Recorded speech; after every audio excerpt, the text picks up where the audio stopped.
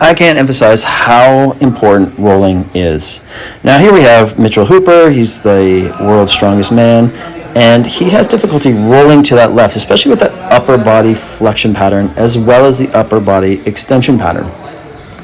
Now he gets kind of hung up here, he holds his breath, he braces, but he cannot reflexively stabilize his spine when rolling to the left. Now rolling to the right doesn't seem to be so much of an issue. Now we also found some balance issues on one side of the body that was greater than the other. We'll get into that with another video. Here we're just going over the mechanics of what the difference is between sitting up and a rolling pattern, and when you reach, it creates a coiling or spiraling at the spine that reflexively helps stabilize each segment at a time. This is also a cut or pivot, but the spiraling also occurs when we're walking or running or carrying something. But if Mitch can't stabilize and control that left rotation or that left rolling pattern, his left stance might become dysfunctional. And his nervous system might favor the other more stable side of the body. Can you guess which side of his body has more injuries to it?